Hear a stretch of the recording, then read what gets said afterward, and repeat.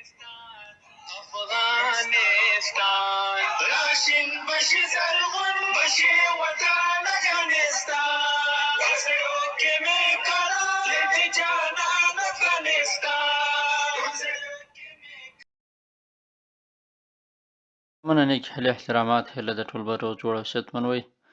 دوستانو نن راځو ځان معرفي کول وای چې څنګه کولای شو ځان یو چاته معرفي وکړو. راځو په تاسو شروع کوو.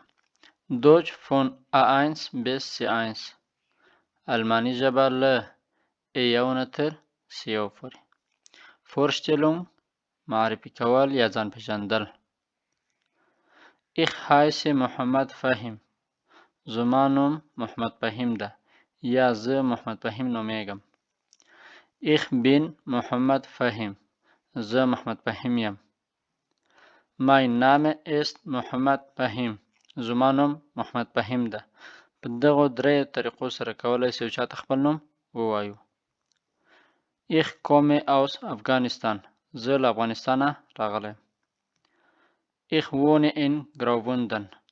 زه په ګروبندن کې اوسېږم. چینل در سره سبسکرایب کړئ ملګرو. ویډیو له ملګرو سره شریکه کړئ. ښه. Ich spreche Pashto-Dari, English und Deutsch.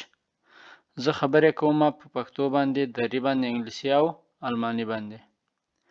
Ich bin 23 Jahre alt. زه 23 کلن یم. Ich bin Student. زه شاګرد یم. Ich bin Arzt.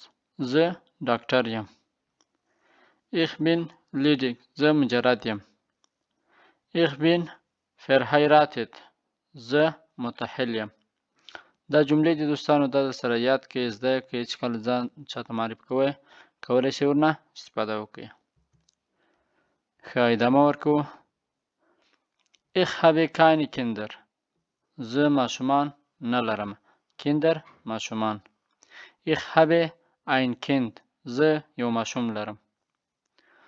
Meine Hobbys sind lesen, Cricket spielen und spazieren gehen. زما مصروفیات یا زما کار چې ده هغه لیزن درس ویل دي، کرکټ کول دي او پیاده تګ ده.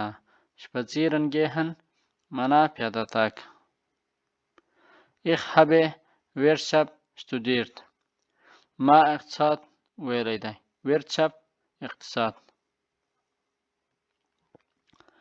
Ich möchte in Zukunft mein eigenes Geschäft haben.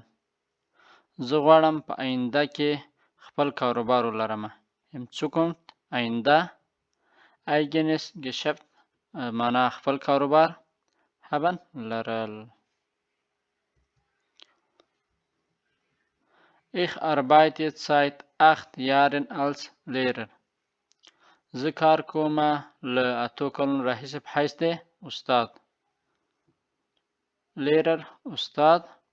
seit له 8 کلونو راهیسې، یعنی تقریبا له هغه وخت نه راهیسې داسې معنا ورکړي. Arbeiten کار کول. Ich arbeite seit 8 Jahren als Lehrer.